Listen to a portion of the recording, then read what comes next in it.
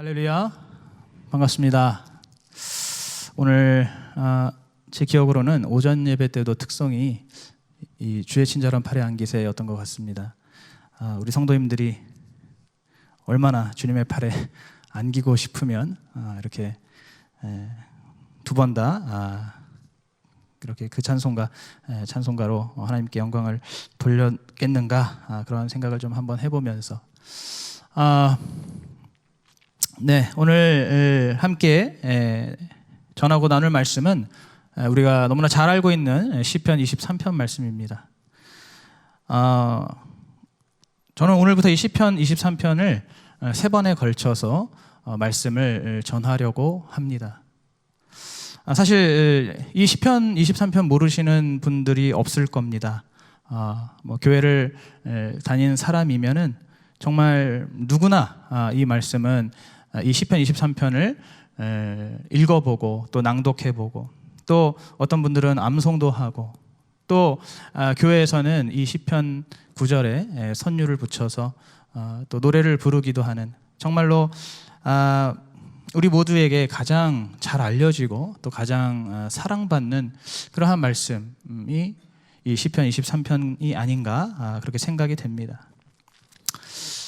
그런데 우리가 항상 모든 일이 그렇지만 모든 그 문제는 항상 우리가 무언가를 잘 알고 있다라고 생각할 때 시작되는 것 같습니다.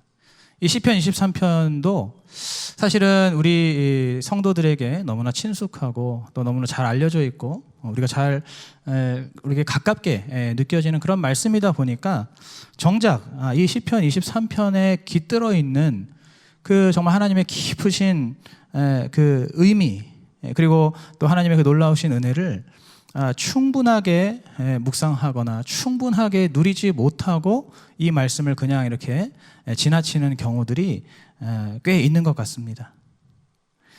사실은 저부터가 그랬습니다. 제가 사실은 요 근래 이제 새벽 예배 때 계속 이 시편을 순서대로 설교를 하고 있는데, 이제 그러다가 이 시편 23편을 준비를 하게 되었습니다.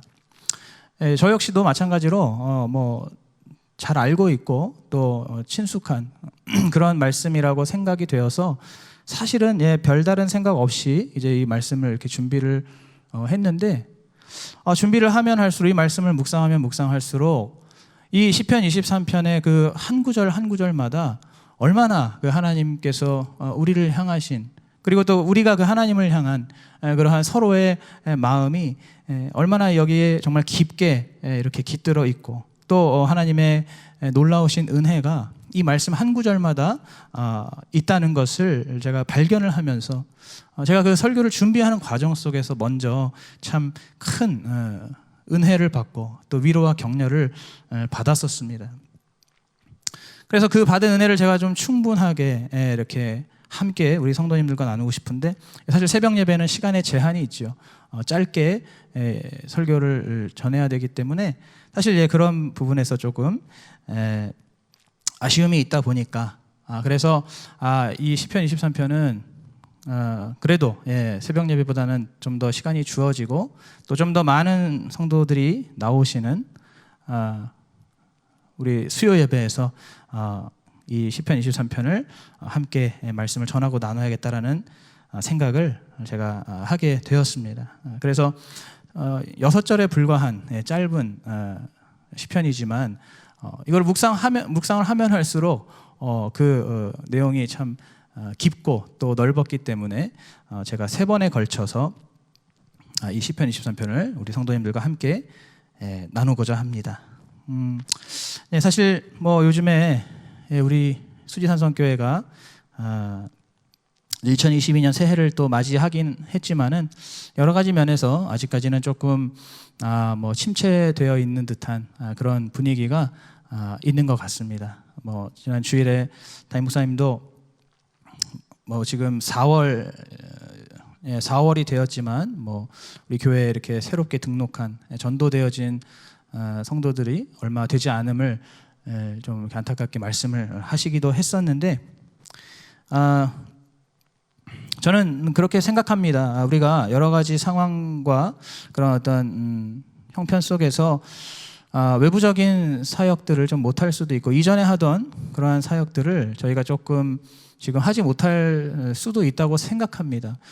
그런데 이 모든 것은 결국에 하나님께서 우리에게 허락하신 그러한 시기이고 또 그러한 상황이라고 생각해 볼 때 우리는 과연 그럼 이 시기에는 무엇을 해야 하는가? 우리는 이 시기에 과연 정말 아무것도 할 수 없는가? 저는 그렇게 생각하기보다는 우리가 지금 이 시기에 외부적인 어떤 그러한 사역들을 넓혀가지 못한다면 지금은 바로 우리가 다시 한번 우리의 내실을 기해야 되는, 기할 수 있는 그러한 시기로서 하나님께서 우리에게 지금 이 시기를 허락하신 것이 아닌가, 저는 이렇게 생각할 수 있다고 봅니다. 우리 안에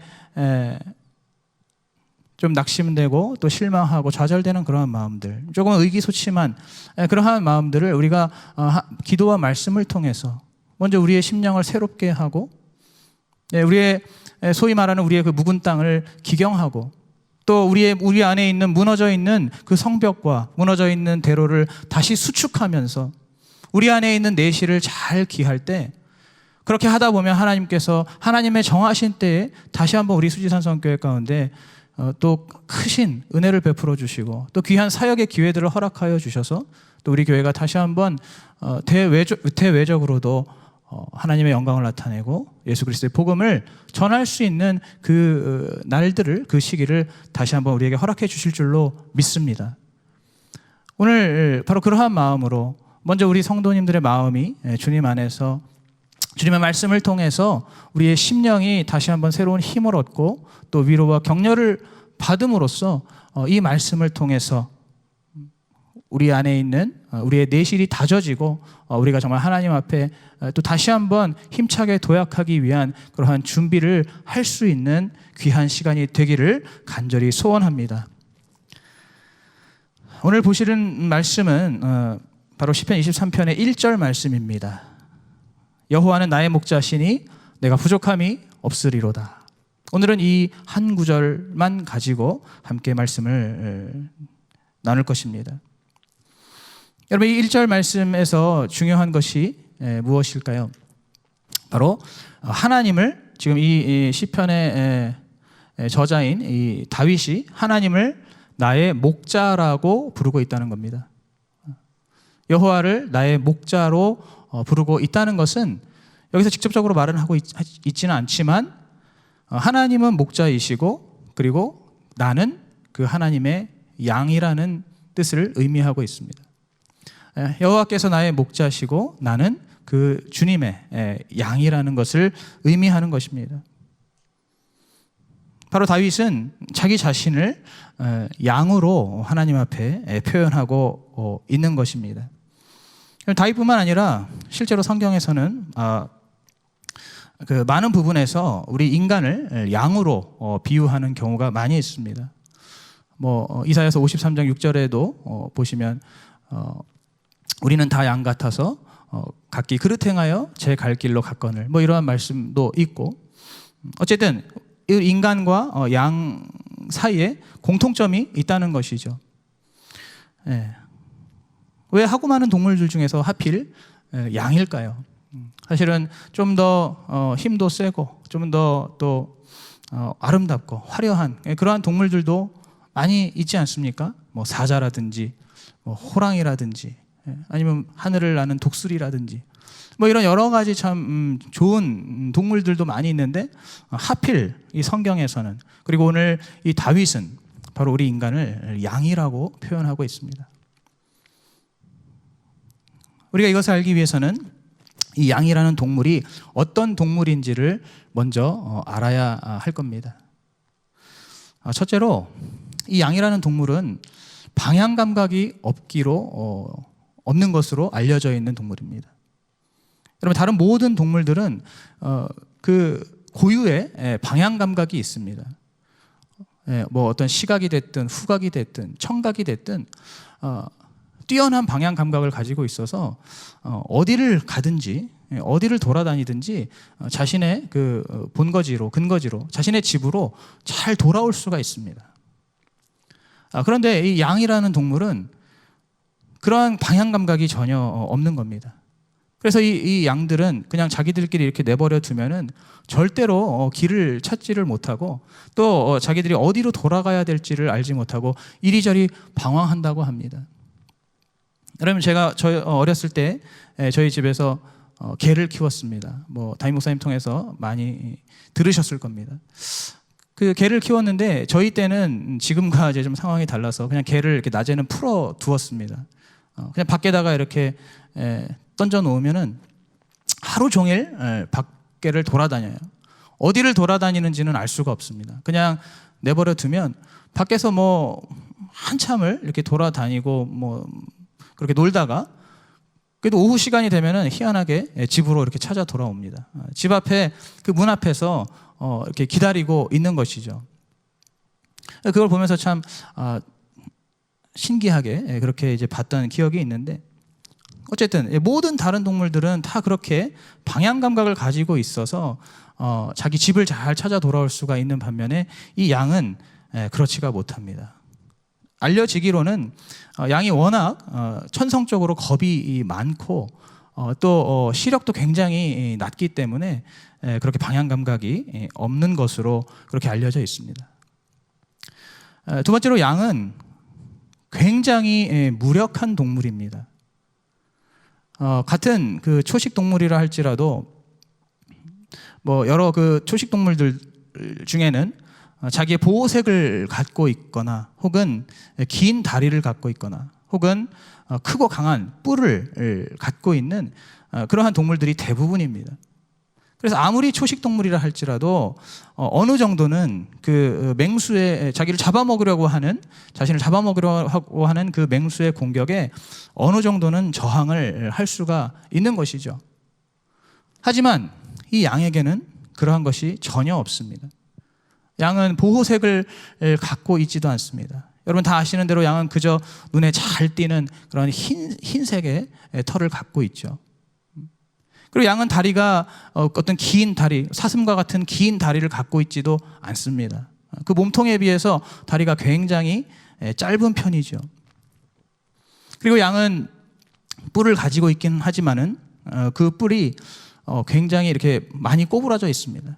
실질적으로 어떤 공격을 하는 데 있어서는 거의 쓸모가 없는 무용지물에 가까운 것이 그 양이 갖고 있는 뿔이죠. 그래서 양은 그 천적이 나타나면, 맹수가 나타나면 그저 무력하게 잡아 먹힐 수밖에 없는, 그냥 두려움에 떨다가 이리저리 우왕좌왕하다가 잡아 먹힐 수밖에 없는 정말 무력하디 무력한 동물이 바로 이 양이라는 것입니다. 또 세 번째로 이 양의 특징은, 이 양이라는 동물은 너무나 쉽게 더러워진다는 겁니다. 제가 방금 말씀드렸던 것처럼 이 양은 하얀 털을 갖고 있죠. 이 하얀 털이 처음에는 굉장히 깨끗하고 또 아름답습니다. 그런데 문제는 하얀 털이다 보니까 금방 때가 탄다는 것이죠. 금방 때가 타고 또 한번 지저분해지기 시작하면은 티가 너무나 잘 납니다. 원래 하얗다 보니까 때가 타면 더 더러워 보이는 것이고 더 지저분해 보이는 것이죠. 여러분 그 대관령의 그 양떼 목장 여러분 가보신 분들 계시나요? 여러분 거기에 이렇게 양들 보신 적 있으시겠죠? 그 양들 보면은 대부분 어떻든가요? 제가 방금 말씀드린 것처럼 대부분 이렇게 많이 때가 타 있고 좀 꼬질꼬질하고 그러한 양들이 대부분 아니던가요? 흰색의 양을 보기보다는 거의 막 회색에 가까운 그런 양들이 대부분이었던 걸로 저도 기억을 하는데, 바로 그렇다는 겁니다. 양은 너무나 쉽게 더러워집니다. 그런데다가 이 양이 그렇게 더러워지는 그 중요한 이유 중에 하나 뭐냐면, 이 양은 털갈이를 하지 않는다는 거죠. 다른 모든 동물들은 다 털갈이를 합니다. 때가 되면 그 오래된 털이 다 빠지고 이제 새로운 털이 이렇게 나게 되는데, 이 양이라는 동물은 털갈이를 하지 않는다 그래요. 그래서 털이 한번 자라면 그 털이 한번 나면 그 털은 계속해서 자라난다고 합니다. 그거를 누가 뭐 외부적으로 깎아주거나 뭐 뽑아주거나 하지 않는 이상 그 털은 계속해서 자라난다고 해요. 그러니까 그냥 내버려 두면 어떻게 됩니까? 그 양의 털이 그 양의 온 몸을 그냥 칭칭 겹겹이 이렇게 둘러싸게 돼서 그 양은 결국 옴짝달싹도 할 수 없는 전혀 움직일 수 없는, 자기의 털에 갇혀서 아예 몸을 움직일 수 없는 그런 상태가 된다는 것이죠. 그래서 이 양은 털갈이를 할 수 없기 때문에 한 번 또 더러워진 그 털을 계속해서 가지고 살아야 되는 그러한 동물이 바로 이 양이라는 겁니다. 그럼 결론적으로 이 양은 자기 스스로의 힘으로는 절대로 살아갈 수 없는, 다른 모든 동물들은 웬만해서는 스스로 살아갈 수가 있는데 유독 이 양이라는 동물만큼은 자기의 힘으로는 살아갈 수가 없는 동물입니다. 그래서 이 양에게는 반드시 그 양을 돌봐줘야 될 존재가 필요한 것이죠. 바로 우리가 잘 아는 대로 목자가 필요한 것입니다. 이 양의 곁에는 목자가 반드시 있어야만 이 양들이 생존을 할 수가 있는 겁니다. 여러분, 그렇다면 성경에서 이제 왜 인간을 이렇게 양에다가 비유를 했을까요? 바로 우리 인간도 이 양과 같이 스스로의 힘으로는 절대로 살아갈 수가 없는, 절대로 생존할 수가 없는 존재이기 때문입니다. 오늘 우리가 그것을 인정하던 인정하지 않던 간에 우리 인간은 절대로 스스로는 살 수 없는 존재라고 성경이 우리에게 말씀하고 있습니다. 여러분, 우리 인간도 기본적으로 방향 감각이 없습니다. 제가 말하는 이 방향 감각은 길눈이 어두워서 길을 잘 못 찾고 헤매는 그러한 방향 감각을 이야기하는 것이 아니죠. 우리 인간에게 어떠한 방향 감각이 없습니까? 바로 인생의 방향 감각이 없는 것이죠. 우리 인생이 어떠한 길로 가야 하는지, 또는 왜 그 길로 가야 하는지를 알지 못하는 것이 바로 우리 인생입니다. 그래서 사람들은 각각 자기들만의 목표, 자기들만의 목적을 세워서 살아갑니다. 어떤 사람은 돈이 목적이 되고, 또 어떤 사람은 명예가 목표가 되고, 혹은 권력이 목표가 되고, 제각기 다 자기만의, 자기가 원하는 그러한 목표와 목적을 설정하고 그것이 자기가 살아가는 그 삶의 이유가 되어서 자기의 뜻대로, 자기의 방법대로 인생을 살아가게 됩니다. 그런가 하면 아예 그냥 어차피 인생의 이유와 목적을 모르기 때문에 그냥 그런 거 저런 거 신경 쓰지 않고 되는 대로 살아가는 그러한 사람들도 많이 있습니다. 애초에 목표를 세우지 않는 것이죠. 그냥 하루하루 나에게 주어지는 대로 그냥 내 삶의, 내 육신의 어떤 즐거움과 기쁨만을 위해서 그렇게 하루하루를 살아가는, 아무렇게나 살아가는 그러한 인생들도 있습니다. 어쨌든지 인생의 방향 감각이 없다는 것은 동일한 것이죠. 그 인생의 이유와 또 목적을 모르기 때문에 그러한 우리 인간의 삶은 우리가 어떻게 이 한평생을 살든지 간에 아무리 열심히 부지런히 성실하게 성공적으로 살았든 아니면은 한평생을 늘 부족하고 연약하게 남들보다 못하게 그러한 삶을 살았든지 간에 누구도 예외 없이 그 인생의 끝은 결국은 허무한 죽음으로 끝나게 되는 것입니다. 아무리 이 땅에서 성공을 하고 인생이 잘 풀리더라도 근본적으로 그 자기 안에 오는 그런 허무함을, 허전함을 막을 수가 없는 것입니다. 두 번째로, 인간도 이 양처럼 너무나 무력한 존재입니다. 여러분, 얼핏 생각하시면 동의가 안 될 수도 있습니다. 우리 인간이 얼마나 위대한 존재인데, 우리가 흔히 인간을 만물의 영장이라고 하죠. 그죠? 만물 위에 서 있고 만물을 다스리는, 지배하는 그러한 위대한 존재가 우리 인간이라는 그런 의미로 만물의 영장이라고 합니다. 또 우리 인간이 이룩해 놓은 이 위대하고 찬란한 지금의 이 문명을 볼 때, 지금의 이 문명 사회를 볼 때 어떻게 인간이 무력하다고 할 수 있는가, 이렇게 생각을 할 수도 있습니다. 그러나 우리가 실상을 알고 보면 인간은 너무나 무력한 존재, 너무나 무기력한 존재라는 것에 동의하지 않을 수가 없습니다. 여러분, 무엇을 보면 알 수 있습니까?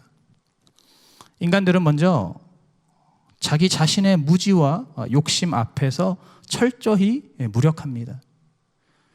자신들의 그 무지함과 자신들의 그 욕심, 그것의 지배를 받고 사는 것이 우리 인간입니다. 여러분, 아무리 사회가 발전하고 아무리 문명이 초고도로 발달을 하더라도 인간의 그 무지와 욕심은 없어지질 않습니다.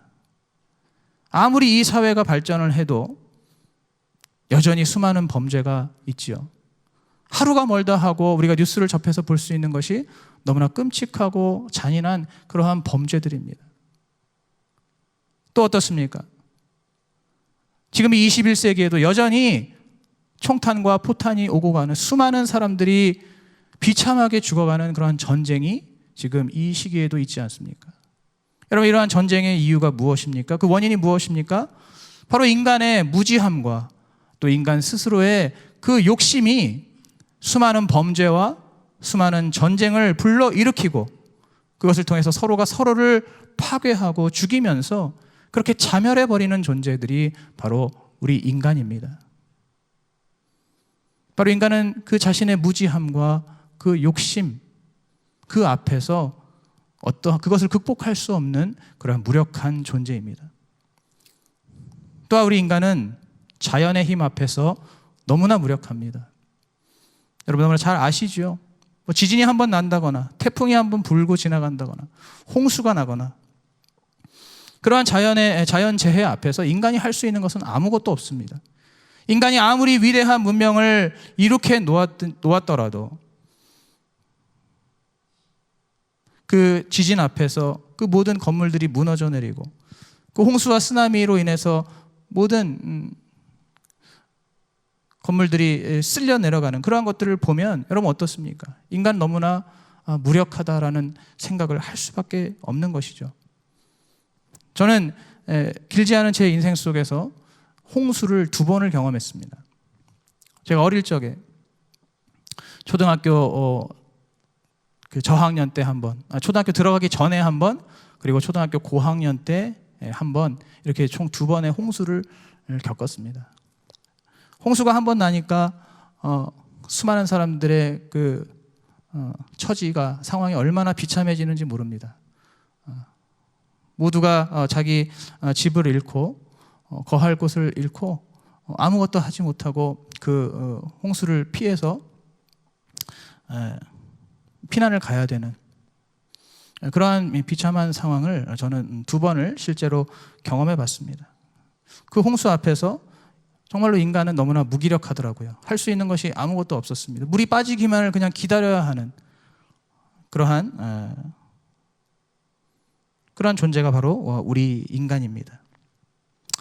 무엇보다도 우리 인간이 가장 무력한 것은 바로 영적인 존재들 앞에서 우리 인간은 너무나 무력합니다.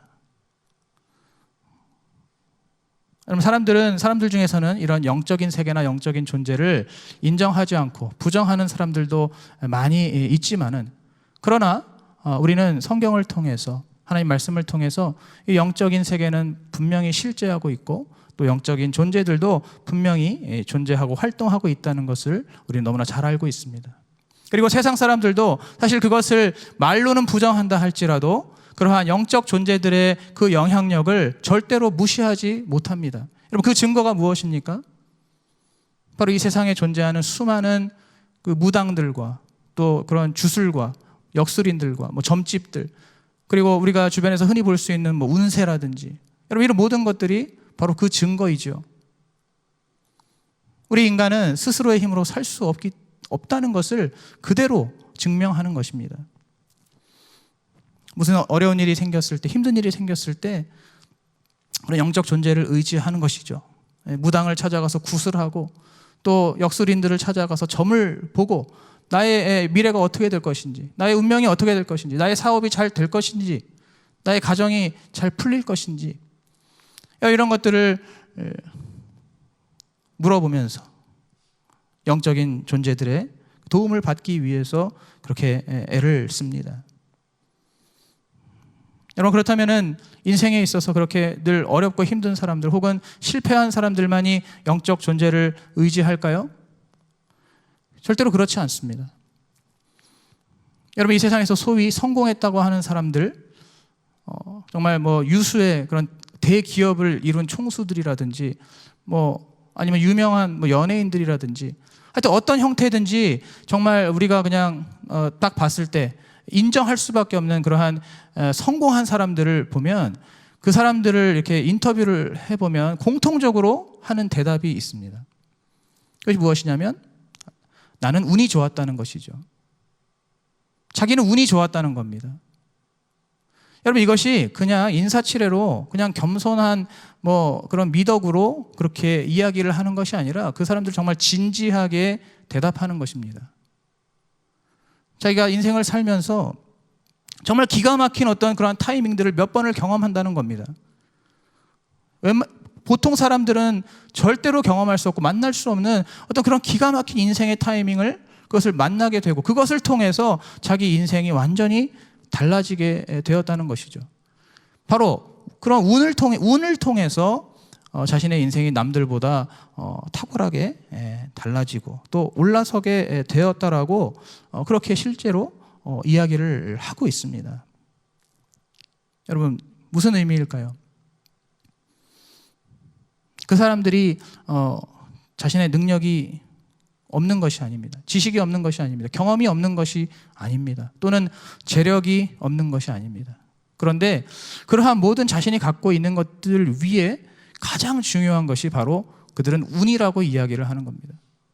자신들이 그러한 모든 것을 다 갖고는 있었지만, 그러나 결정적으로 자기가 성공할 수 있었던 것은 바로 운이 작용했기 때문에, 좋은 운이 기가 막히게 작용했기 때문에 성공을 할 수 있었다라고 그렇게 이야기를 하는 것입니다. 여러분, 지금 제 이야기에 혹시 동의하시나요? 실제로 여러분 그런 인터뷰들을 찾아보시면 다 확인하실 수 있습니다. 하다못해 여러분 유튜브만 보셔도 확인하실 수 있어요. 그래서 실제로 자기 운을 높이는 법, 좋은 운을 만드는 방법, 이런 것들 얼마나 많은지 아십니까? 다 아실 거라고 생각합니다. 바로 세상을 살아가는 데 있어서, 자기가 인생에 성공하는 데 있어서 운이 가장 중요했다라고 이야기하고 있는 것이죠. 여러분, 그 운이라는 것이 결국 무엇입니까?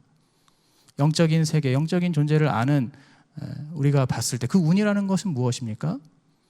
바로 영적 존재들이 뒤에서 움직이고 역사하는 것이라고 할 수 있습니다.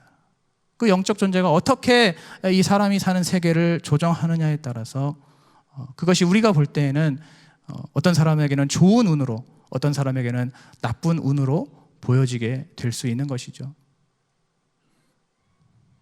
여러분, 이렇게 인간은 스스로 자멸하고 또 자연에 의해서 소멸되고 또 영적인 존재들의 지배 아래에서 너무나 무력하고 또 너무나 미약한 존재가 바로 인간입니다. 여러분, 세 번째로 인간은 이 양과 같이 너무나 쉽게 더러워집니다. 여러분, 아이들을 다 키워 보신 분들은 아시겠지만, 아이들이 어릴 때 보면 밖에 나가서 가끔 나쁜 말이나 어떤 나쁜 행동을 배워올 때가 있습니다. 전혀 가르쳐 준 적이 없는데도, 또 실제로 그런 말을 한 적이 없는데도 기가 막히게 아이들은 어디서 그런 것들을 습득했는지 나쁜 말들, 그런 비속어라든지 이런 말들을 갑자기 불쑥 이렇게 할 때가 있는 것이죠. 여러분, 좋은 말들, 좋은 행동은 웬만해서는 그것은 잘 배우지 않습니다. 아무리 가르쳐도 잘 되지가 않죠. 그런데 희한하게도 나쁜 말들, 나쁜 행동들은 가르치지 않아도 자기들이 어디서 알고 그런 것들을 스스로 하게 됩니다. 여러분, 사실은 그 모든 것들이 밖에서 배우는 것이 아니죠. 이미 그 안에, 우리 안에, 아이들 안에 내재가 되어 있는 것입니다. 무엇이 내재되어 있습니까? 바로 죄가 내재가 되어 있는 것이죠. 인간의 마음속에, 인간의 심령 속에 이미 죄성이 내재되어 있기 때문에 그 내재되어 있는 죄성이 우리가 이 땅에 태어나서 살면서 점점 밖으로 스며나오고 또 번져나가게 되는 것입니다. 바로 그런 자신 안에서 흘러나오는 그 죄로 인해서 더러워지는 것이죠. 지저분해지는 것입니다. 온갖 허물과 오물이 들러붙게 되는 것입니다. 여러분, 그렇게 번져나가는 그 죄는 또한 전염성이 굉장히 강합니다. 나 혼자만 더러워지고 지저분해지는 것이 아니라 그 죄는 순식간에 내 옆에 있는 다른 사람들을 빠르게 더럽히고 지저분하게 만듭니다. 지금 코로나는 비할 것도 없죠. 얼마나 이 죄의 전염성이 강력한지 그 죄가 퍼지는 것은 순식간입니다. 성경은 그것을 누룩이라고 표현을 하고 있는데 그 죄의 전염성이 너무나 강해서 사람들에게도 너무나 강력하게 순식간에 그 죄가 전염이 됩니다. 심지어는 그 사람들이 밟고 있는 그 땅조차도 그 죄로 인해서 더러워진다고 성경은 이야기를 하고 있습니다. 그래서 이스라엘 백성들이 유다 왕국까지 다 멸망하고 그 70년의 포로 생활을 이제 바벨론으로 끌려가서 70년의 포로 생활을 하게 됐을 때 오죽하면 하나님께서 이제 그 기간 동안에 그 가나안 땅이 깨끗해질 것이다라고 이야기를 하실 정도이죠. 죄로 가득한 이스라엘 백성들이 빠져나감으로써 그 가나안 땅이 다시 회복되고 깨끗해질 것이라고 말씀하시는 겁니다. 바로 인간은 이렇게 쉽게 지저분해지고 더러워지는 존재입니다. 근데 더 심각한 것은 그렇게 한번 더러워지고 지저분해지는 그러한 자기 자신을 인간은 절대 스스로 깨끗하게 할 수가 없다는 겁니다. 마치 양이 스스로 자기의 털갈이를 할 수 없는 것처럼 우리 인간도 절대로 자신의 그 죄로 인한 허물과 그 더러워지고 지저분해진 그 모든 것들을 자기 스스로의 힘으로는 그것을 깨끗하게 할 수가 없고 또 그것에서 벗어날 수도 없고 절대로 자유로워질 수가 없다는 겁니다. 자신의 그 죄, 그 허물들을 스스로 해결할 수 있는 방법이 전혀 없는 것이 바로 우리 인간입니다. 우리가 살면서 짓는 모든 죄들, 여러분 어디로 갈까요?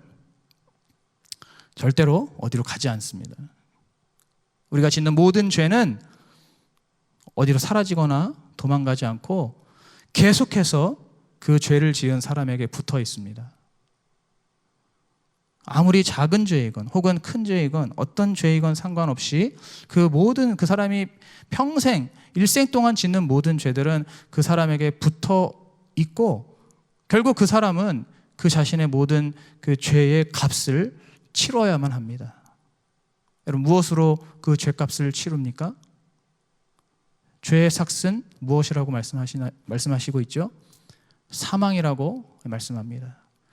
자신이 짓는 모든 그 죄의 값을 사망으로, 죽음으로 갚아야만 합니다. 그 죽음은 그냥 이 땅에서 한번 살다가 육신의 기능이 다하여서 눈을 감고 호흡을 멈추는 죽음을 의미하는 것이 아닙니다. 그러한 죽음 정도면 차라리 나을 것입니다. 그 정도가 아니라 그렇게 이 땅에서 육신이 죽고 나서 우리의 영혼까지도 그 지옥의 뜨거운 불에서 계속해서 영원토록 죽음을 맛보며 영원토록 죽음의 고통을 느끼는 그 영원한 죽음을 의미하는 것입니다.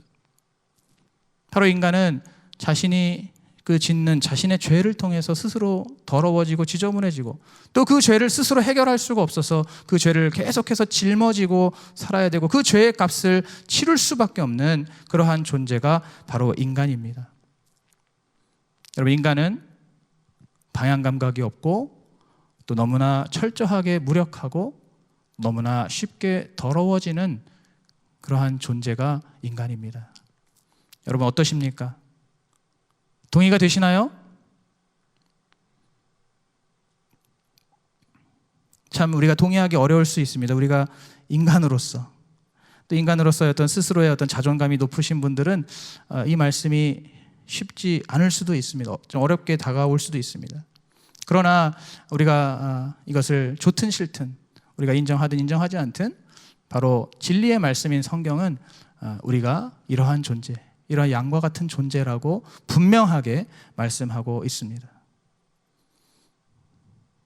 자, 이렇게 인간은 양처럼 자기 스스로의 힘으로는 절대로 살 수 없고 그저 죽을 수밖에 없는 그러한 존재이기 때문에 바로 우리 인간에게도 목자가 필요한 것입니다.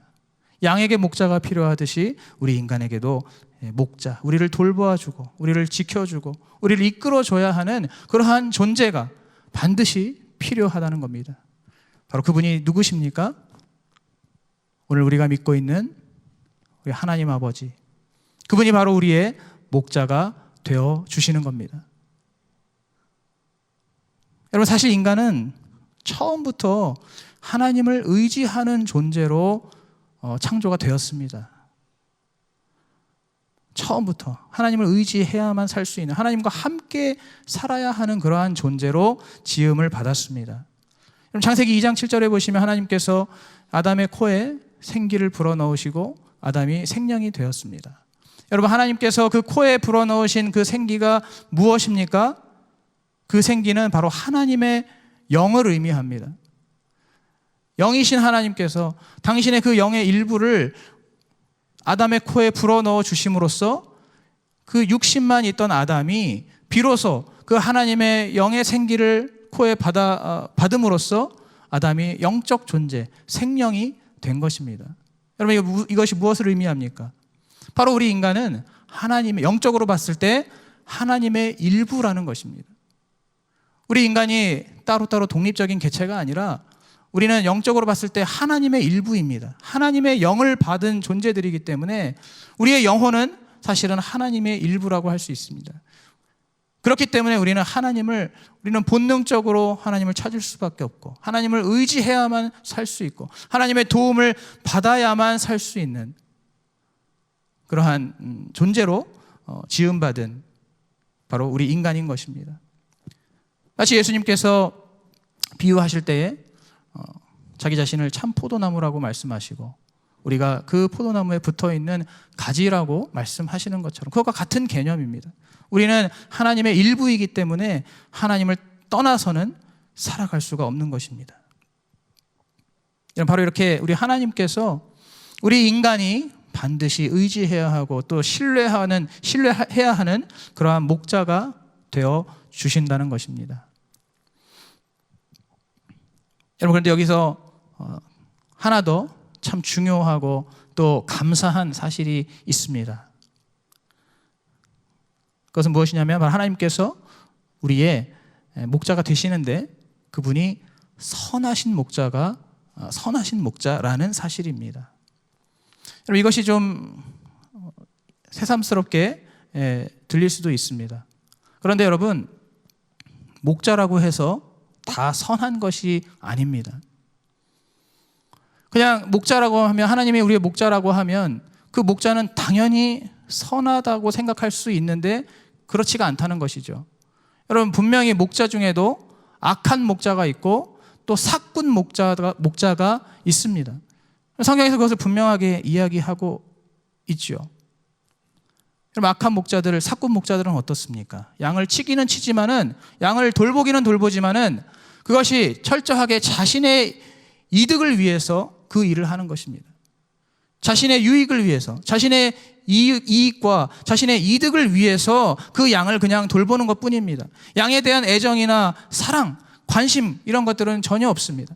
그냥 자기가 그 시간 그 일을 함으로써 벌어들일 수 있는 그 수입 때문에 자기 자신을 위해서 그 양을 그냥 보는 것입니다. 그래서 어떤 위험한 상황이 발생했을 때 혹은 자기가 뭔가 손해를 봐야 하는 그러한 상황이 발생했을 때 어떻습니까? 그 사꾼 목자, 그 악한 목자는 뒤도 돌아보지 않고 미련 없이 그 양들을 그냥 버리고 도망가는 겁니다. 양들이 위험에 빠졌을 때, 깊은 골짜기에 빠졌을 때, 혹은 무서운 맹수를 만났을 때 악한 목자나 사꾼 목자는 그것을 그냥 외면하고 도망가 버린다는 겁니다. 왜냐하면 자기가 다칠 수 있고 자기가 손해볼 수 있고 자기가 위험하니까 그냥 뒤도 안 돌아보고 도망을 가는 것이죠. 여러분, 그러나 선한 목자는 어떻습니까? 선한 목자가 바로 이 양을 정말로 사랑하고 또 양을 위하는 그러한 마음을 가지고 있어서 이 양이 다치지 않도록, 양이 아프지 않도록, 또 잘 자라고 잘 지낼 수 있도록 그렇게 자신의 최선을 다하는, 그것이 바로 이 선한 목자가 하는 일이죠. 여러분, 모든 목자들이 이렇게 일을 하는 것이 아닙니다. 그 목자들 중에서도 정말 선한 목자, 양을 사랑하고 아끼는, 양을 위하는 그러한 마음을 가지고 있는 목자, 그가 바로 선한 목자인 것이죠. 바로 하나님께서 그냥 목자가 아니라 이러한 선한 목자라고 우리에게 말씀하시는 것입니다. 여러분, 하나님은 당연히 선한 목자여야 합니까? 우리가 생각할 때는 그렇습니까? 하나님 당연히 우리에게 선하셔야지, 하나님 당연히 우리를 사랑하셔야지, 하나님 당연히 우리를 위해 주셔야지, 우리가 1순위가 돼야지. 여러분, 이렇게 우리가 주장할 수 있습니까? 우리는 한낱 피조물입니다. 우리는 하나님 앞에 절대로 무엇을 요구하거나 요청하거나 주장할 수 없는 존재들입니다. 하나님은 자기 마음의 원대로 역사하시는 분입니다. 여러분 다 GBC, GBS 들으셨죠? 하나님은 무소부재하시고 전지전능하시고, 또 중요한 것이 뭐냐면 자기 마음에 원하는 대로 행하시는 하나님. 인간의 사정과 형편, 인간의 입장, 하나님께서 굳이 고려하셔야 될 이유는 없습니다. 왜냐하면 하나님은 창조주이시기 때문에, 하나님이 만물을 직접 지으시고 만드신, 당신의 목적을 따라, 당신의 생각을 따라 만드신 주인이시기 때문에 주인께서 원하시는 대로, 주인이 원하는 대로 얼마든지 그 피조물들을 대할 수가 있는 것입니다. 그런데 우리 하나님께서 그런 악한 목자가 되지 않으시고, 또는 그런 무서운 목자가 되지 않으시고, 엄격한 그런 목자가 되지 않으시고, 하나님께서 우리에게 선하신 목자가 되어 주신다는 사실입니다. 하나님께서 그 마음의 원대로 역사하시는, 자기가 하고 싶으신 대로 하시는 하나님, 야곱은 사랑하시고 에서는 버리시는 그 하나님이시지만, 그 하나님께서 우리 인간을 사랑하기로 마음먹으시고 작정하시고, 우리 인간을 향해서 당신의 도움을 충분하게 주기 원하는 그러한 존재로 만드심으로써 우리 인간의 모든 필요, 모든 그러한 갈급함들, 또 우리 인간의 굶주림들, 그러한 필요들을 하나님께서 충분하게 채워주시고 또 인도하시고 보호하시는 그러한 선한 목자가 되어주셨다는 것이, 여러분, 그것이 우리에게 얼마나 감사한 일인지 모릅니다. 그것이 얼마나 우리에게 큰 은혜가 되는지를 모르는 것입니다. 여러분, 오늘 이 시간에 이것을 주님 앞에 감사로 고백하셔야 할 줄로 믿습니다.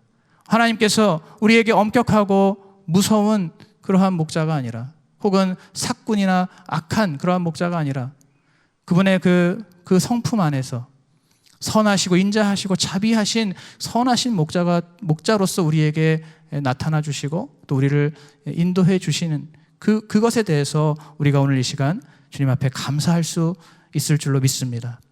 이 시간에 우리 요한복음 10장 11절에서 15절 말씀을 함께 찾아보기 원합니다. 요한복음 10장 11절에서 15절 말씀, 신약성경 163페이지 정도에 있습니다.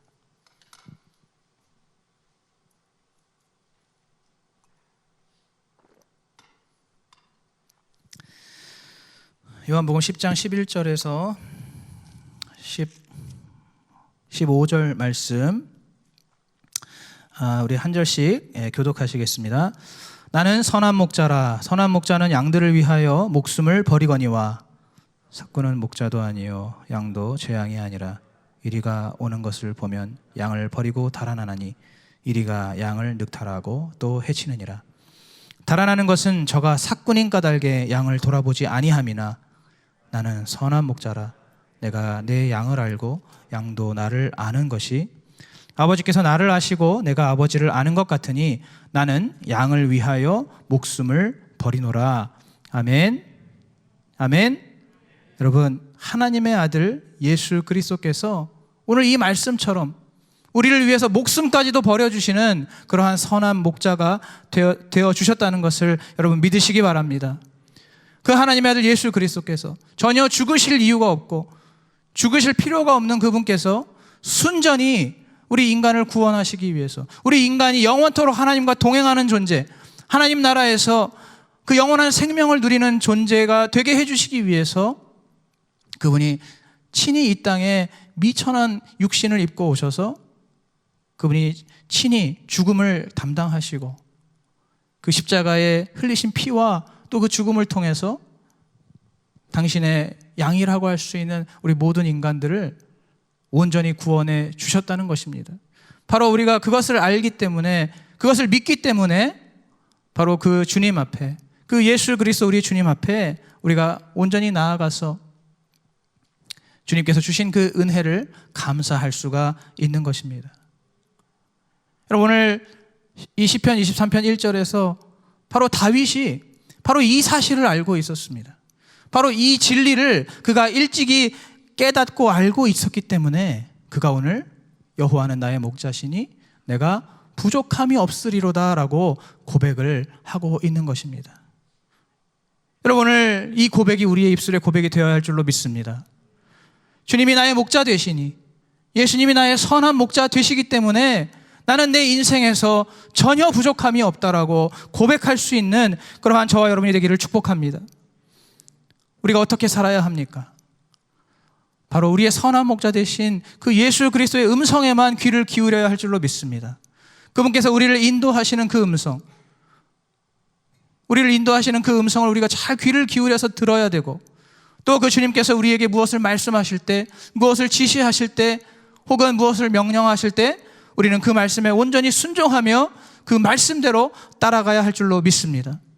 여러분, 그렇게 할 때 우리 인생에 어떤 일이 생깁니까? 아까 제가 처음에 말씀드렸던 인간의 한계, 인간의 그 근원적이고 본질적인 한계들이 해결되는 것입니다. 예수 그리스도, 우리의 목자 되신 예수 그리스도 안에 있을 때 우리는 우리 인생의 방향 감각을 찾을 수가 있습니다. 바로 우리 인생의 이유와 목적을 발견하고 주님께서 우리에게 밝혀주시는 그 길을 따라서 우리는 후회 없이 한 걸음 한 걸음 우리 인생의 참된 목표를 향해서 나아갈 수가 있는 것입니다. 우리 인생의 방향 감각을 찾게 되는 것입니다. 우리 인생의 이유가 무엇이고 목적이 무엇입니까? 바로 하나님의 영광을 위해, 하나님의 영광 안에서 우리가 즐거워하는 것, 그것이 바로 우리 인생의 목적이죠. 하나님을 찬송하는 것, 바로 그것을 우리가 발견하고 우리 인생의 방향 감각을 찾게 되어서 더 이상 방황하지 않고, 더 이상 헤매지 않고, 더 이상 두려워하지 않고 그 방향을 향해서 올곧게 나아갈 수가 있는 것입니다. 우리가 예수 그리스도 안에 있을 때 바로 그 주님의 도움을 받을 수가 있습니다. 주님이 우리의 선하신 목자 되시기 때문에 이제 나중에 뒤에 나오겠지만 그 주님의 지팡이와 막대기가 나를 안위하심으로써 내가 어디에 있든지 무엇을 하든지 주님께서 나를 보호하시고 나를 인도하심으로써 내가 나의 평생의 삶 속에 그 주님 안에서 안전하게 또 평안하게 주님 안에서의 그 삶을 살 수가 있는 것입니다. 또한 중요한 건 무엇입니까? 바로 예수 그리스도 안에 있을 때 그분이 흘리셨던 그 보혈을 통해서 우리는 깨끗해질 수가 있는 것입니다. 우리는 거룩해질 수가 있는 것입니다. 날마다 우리가 짓는 그 죄로 우리가 더럽혀지지만, 그 죄 때문에 우리가 지저분해지지만, 그러나 더 이상 그 죄와 허물이 방치되는 것이 아니라 우리가 예수 그리스도의 보혈을 의지하여 주님 앞에 겸손하게 정직하게 회개할 때 주님의 그 보혈의 공로와 그 능력이 우리의 모든 죄를 씻어내는 것입니다. 우리의 모든 죄를 잘라내는 것입니다. 그렇기 때문에 우리는 더 이상 더럽거나 지저분한 것이 아니라 바로 그 예수 그리스도 안에 있을 때 우리는 늘 깨끗하고 늘 거룩하고 늘 정결한 상태를 유지할 수가 있는 것입니다. 여러분, 믿으십니까? 여러분, 우리가 조금이라도 죄가 있다면 절대로 천국에 들어갈 수 없습니다. 아무리 작은 죄라도. 그러나 예수 그리스도의 보혈, 그 주님께서 우리를 구속하시고 우리를 위해 대속하시기 위해 흘리신 그 보혈, 그 피가 있기 때문에 우리가 그것을 의지할 때 우리의 모든 죄가 깨끗이 씻겨지고 정말 성경에서 말씀하시는 대로 그 양이 그 흰 털처럼 정말 우리가 깨끗하게 하얗게 그렇게 주님의 보호를 받으며 살 수가 있는 것입니다. 여러분, 우리 수지산성교회도 마찬가지입니다. 여러분, 이 땅에 세워진 모든 교회는 바로 목자 되신 예수님께서 이끄시는 양의 무리라고 할 수가 있습니다. 여러분, 보통 교회라고 하면 그냥 이렇게 이 땅 가운데 지어진 움직이지 않는 고정되어 있는 이 건물을 교회라고 생각하기가 쉽습니다.